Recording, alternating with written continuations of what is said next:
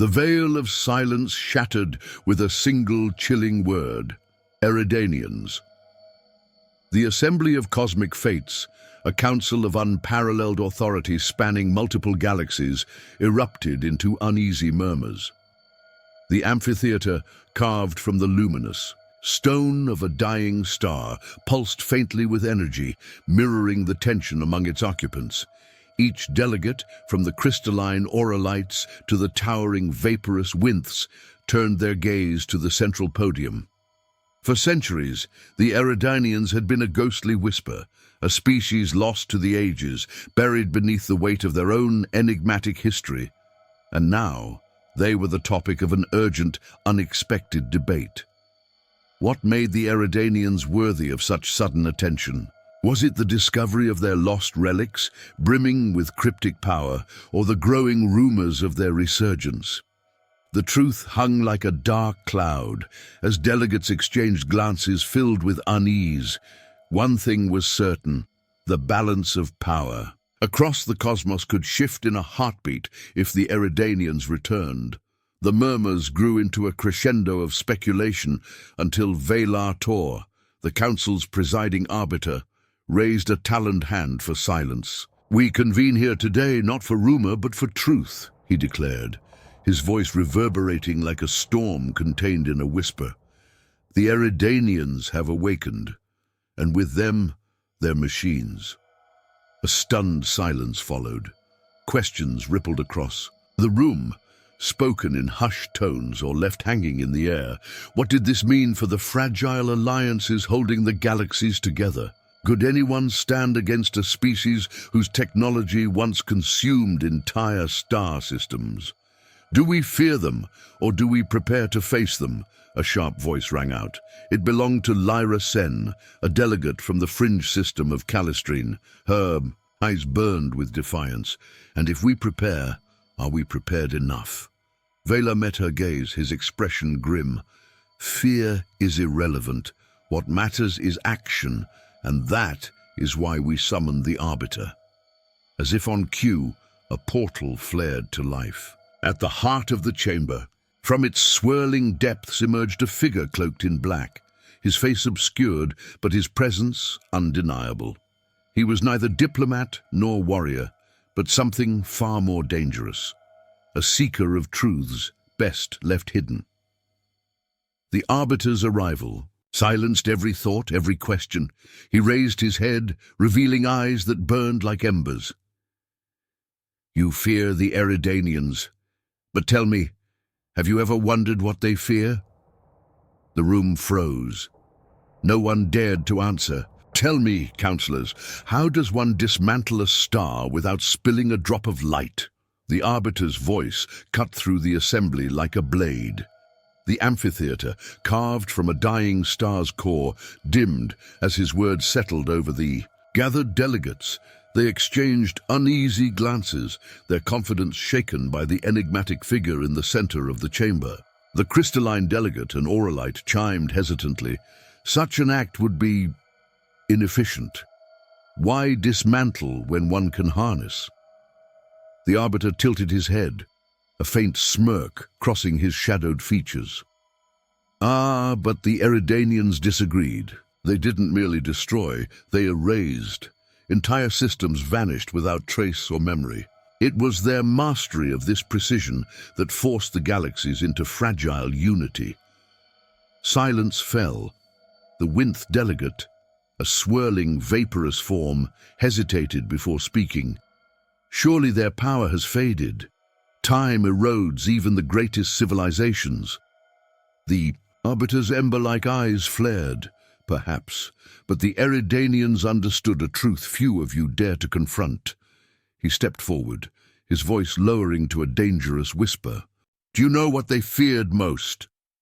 The delegates leaned in, curiosity overriding caution.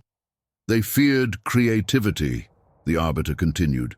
"While you perfected logic and precision, they knew unpredictability could unravel even the most calculated plans."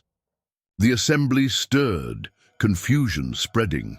The auralite spoke again, its voice fractured. "Creativity is a tool, not a weapon." The Arbiter chuckled softly. Tell that to the civilizations that no longer exist. He let the silence hang before, driving his point home. You sit here debating rules, yet the Eridanians broke everyone. Do you truly believe you are prepared to face an enemy bound by none? The room froze as his words lingered. The delegates, once confident in their superiority, now grappled with a terrifying possibility that their logic might be their undoing. As the Arbiter reveals more about the dark secrets of the intergalactic conflict, have you ever wondered what humanity is truly capable of? This is just the tip of the iceberg. If you're as intrigued as we are, subscribe now and turn on notifications so you don't miss the rest of this epic story. What comes next will change everything you think. About galactic survival. Efficiency without devastation, the crystalline delegate declared, gesturing toward a holographic projection. The display revealed a sleek warship enveloping its target in a shimmering amber glow. Our fleets can incapacitate hostile vessels without structural damage or significant harm to their crews. The Arbiter stood motionless, his expression unreadable, while murmurs of approval rippled through the chamber. Then, to everyone's shock, a deep, guttural laugh broke the silence. It echoed sharp and dissonant across the amphitheater. The Winth delegate swirled uneasily. What is amusing, Arbiter? The Arbiter composed himself, though a faint smirk remained. My apologies. I was merely reflecting on how naive your methods are. The auralite flared indignantly, its refracted light shimmering. Naive! Our strategies reflect sophistication and restraint. We resolve conflict without barbarism. The Arbiter inclined his head, as though acknowledging a child's earnest efforts. Of course, restraint is commendable. But tell me, have you considered what happens when your enemy does not share your ethos? He waved his hand, and a new hologram emerged, displaying a crude yet terrifying device. This is a fragmentation sphere, a relic of a bygone age on my homeworld. Unlike your energy-based pacification, it does not incapacitate, it annihilates. The delegates recoiled as the hologram shifted to show the device in action, scattering shrapnel in a brutal wave. Primitive, yes, but brutally effective. The auralite flickered nervously. Surely such crude methods no longer exist among civilized species. Crude? The Arbiter's ember eyes glinted. Perhaps, but effective nonetheless. And if the Eridanians return, do you believe they will respect your pacifist weaponry? A ripple of discomfort swept through the room. The Winth delegate hesitated. Surely there are advancements, more refined means. Refined? The Arbiter stepped forward, his voice dropping to a dangerous whisper. What do you know of resonance weapons, devices that destabilize entire moons, or molecular disruptors that liquefy living tissue in seconds? A tense silence fell. The Arbiter scanned the assembly, his voice calm but cold. You speak of evolution. I speak of survival. Tell me, esteemed counselors, when the Eridanians come, will your ideals shield you, or will they simply prolong your demise? So your species, began the auralite delegate hesitantly, its crystalline facets dimming with unease, created such weapons out of curiosity. The Arbiter's smirk deepened. Not just curiosity, necessity. You see, innovation often blooms in adversity, and we excelled at creating adversity. The chamber buzzed with muted horror as he gestured toward a new holographic display. It depicted fragments of ancient machinery, orbital platforms bristling with kinetic projectiles, each capable of reducing cities to rubble from orbit. This, he said, pointing at the projection, is a relic of my world's past. We called it the Hammer of the Gods. Elegant, isn't it? The Winth delegate swirled uneasily. You turned satellites into weapons platforms? Against whom? Ah, the Arbiter replied, leaning forward. Against ourselves, of course. We were always our own greatest adversary. His tone was casual, almost conversational, but it only heightened the delegates' discomfort. Ambassador Ixril raised a trembling appendage. Your kind claims to value peace. How do you reconcile this with these atrocities? The Arbiter's expression darkened. Peace, Ambassador, is fragile. Fragility requires contingency plans. Tell me, when faced with extinction, would you not ensure every avenue was explored? A wave of panicked murmurs rippled through the chamber as diplomats hastily recalibrated their threat assessments. The Arbiter let the noise linger for a moment before he spoke again, his voice cutting through like a blade. And yet, even in chaos, we found a need for boundaries. Boundaries? The crystalline Auralite asked. Yes, we called them protocols. Rules to limit destruction, though they were more like suggestions. He paused, letting the weight of his words sink in. We wrote them because someone always found a way to push beyond them. And so, the protocols grew. He flicked a hologram into existence, displaying a timeline of restrictions, weapons banned, strategies outlawed, atrocities codified. Flamethrowers? Limited? Expanding projectiles? Outlawed. And yet, the loopholes remained. The Winth's vaporous form twisted. In discomfort. Loopholes in rules meant to prevent atrocities? How is that possible? Simple, the Arbiter replied, his voice cold. Imagination, a gift and a curse. The same creativity that let us thrive also ensured we could destroy ourselves more thoroughly than any external threat ever could. The chamber fell silent, the weight of his words crushing any remaining confidence. Your species weaponized creativity, not just destruction, the Auralite delegate muttered, its crystalline form dimming under the chamber's artificial starlight. But to craft tools for prolonged suffering, how barbaric. The Arbiter's ember-like eyes flickered with a faint glow of amusement. Barbaric, perhaps, but effective. He stepped forward, his cloak trailing behind him like a shadow. You see, there's a certain art to understanding your enemy's limits. Pain, destruction. These were merely tools to study those thresholds. The vaporous Winth swirled uneasily, its form trembling. Your thresholds required refinement. Of course, the Arbiter said, his tone conversational. In conflict, boundaries are inevitable. When one discovers how far they can go, the next logical step is determining where to stop, or at least where to claim they'll stop. He gestured, and a hologram appeared, a jagged schematic of a weaponized energy lattice.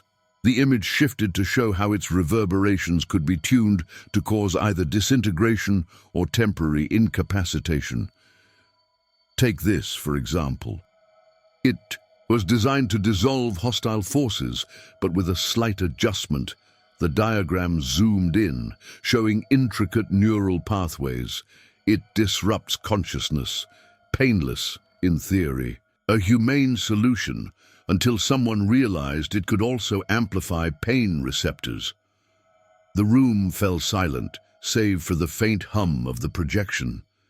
The Auralite's crystalline glow flickered weakly. And you had protocols for these experiments? Naturally, the Arbiter said. Boundaries are essential even in chaos, but boundaries are only as strong as those who enforce them. His voice darkened. Do you believe the Eridanians will respect your pacifist ideals? Your carefully drawn lines? Or will they shatter them? A shiver ran through the chamber. Ambassador Ixril finally spoke, his tone brittle. You assume they'll even bother with lines at all? Precisely, the Arbiter replied. His voice was cold, final. Which is why you must decide. Do you adhere to rules that were made for comfort, or do you survive? The silence that followed was suffocating. "Progress is a funny thing," the Arbiter remarked, his voice tinged with dry amusement. "Even in chaos, we strive for order. Even in destruction, we search for limits." The chamber remained tense, the delegates' unease growing with every word. The crystalline auralite flickered faintly, its light dimmed. "Limits? You speak of regulating annihilation as though it's a sign of progress." The Arbiter's ember-like eyes narrowed. "And is it not? To craft boundaries, no matter how fragile, is an acknowledgement of consequence. Consider, the alternative is unrestrained annihilation." Ambassador Ixril interjected, his voice shaky. "But your species, it thrives on innovation in warfare. Even in regulation, you admit to finding loopholes." "Loopholes are inevitable," the Arbiter replied smoothly. "Creativity demands it. Consider the so-called laws of war. We created them to define civility, yet every law inspires its violation. Is that not the nature of progress?" He gestured, conjuring a hologram, a dense metal object, its edges sharp and unassuming, hung in simulated orbit above a planetary surface. "Take this, for instance, a simple tungsten rod. Nothing explosive, nothing prohibited, and yet—" The hologram shifted, the rod plummeting toward the surface below. A blinding impact followed, simulated shockwaves rippling across the display. "Gravity does the work for you!" The delegates recoiled in collective horror. The Winth delegate's vaporous form writhed. "Weaponizing gravity? Such a method should violate every treaty." "Ah, but it doesn't," the Arbiter replied. "Treaties are written with assumptions, assumptions we've learned to exploit. Dropping a tungsten rod from orbit doesn't use explosives. It doesn't even require energy once deployed. Ingenious, isn't it?" The crystalline auralite's glow flickered weakly. "And you see this as progress?" The Arbiter's voice grew colder. "Progress is not comfort. It is adaptation. When you face extinction, tell me, counselors, will you abide by treaties or will you survive?" The room descended into chaos.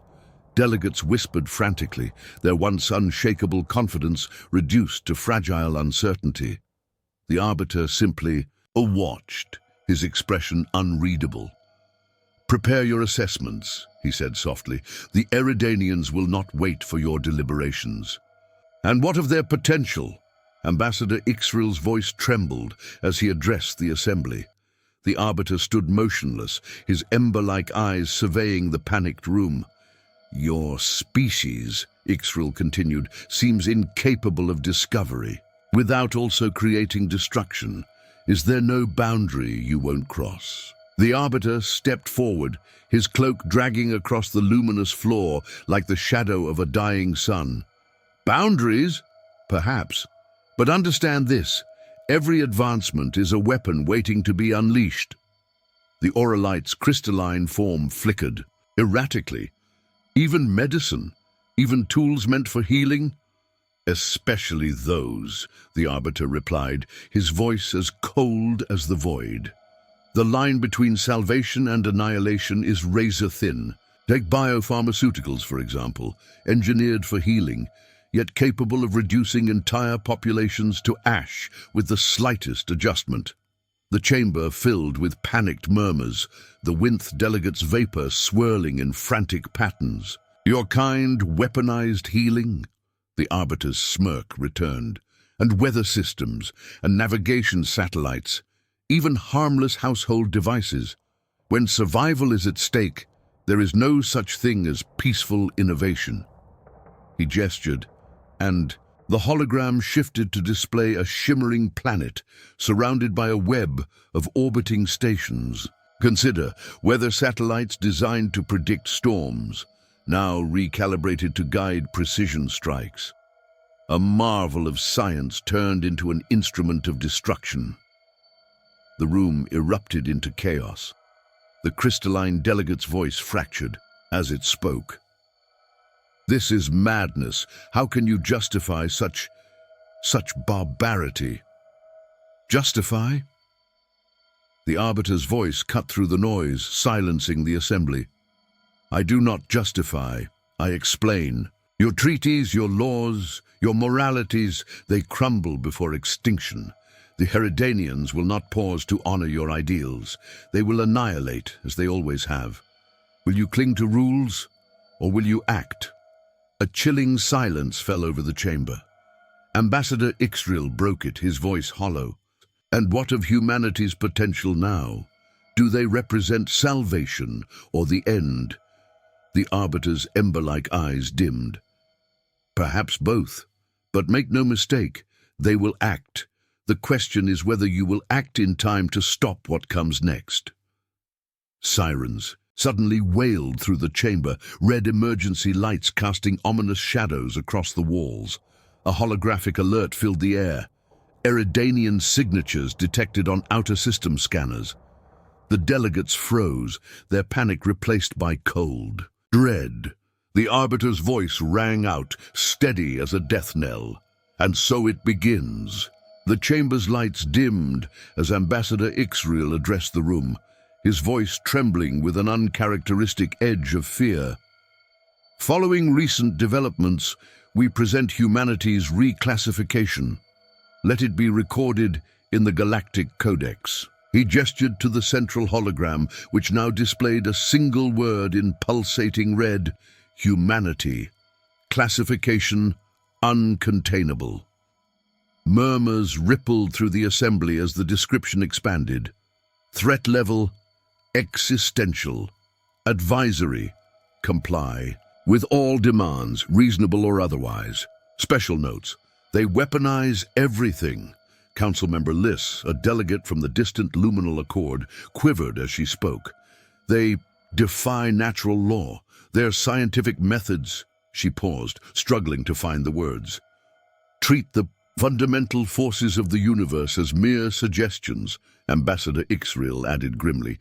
And yet, despite this, they negotiated peace. They asked only for mutual respect, trade access, and no backseas clauses in treaties. The room shuddered in unison. The chamber doors slid open with a soft hiss, and the Arbiter strode in, his cloak billowing behind him. Delegates, he began, his voice commanding instant silence. You now understand.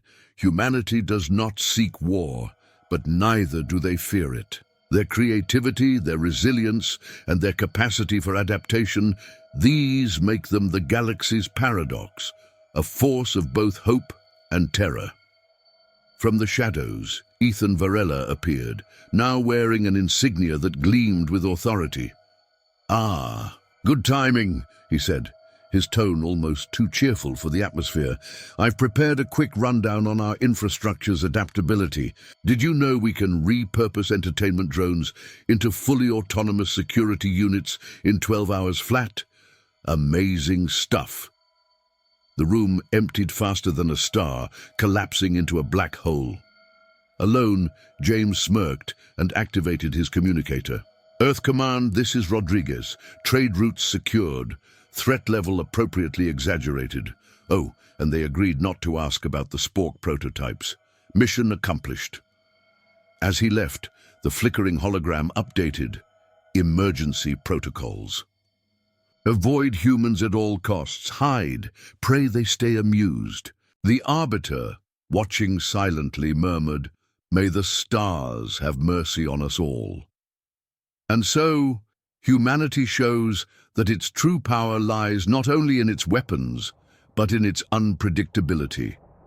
If you enjoyed this journey and want to discover more stories that push the limits of the impossible, subscribe to the channel now. Because in the end, the greatest weapon in the galaxy is not destruction, it's creativity.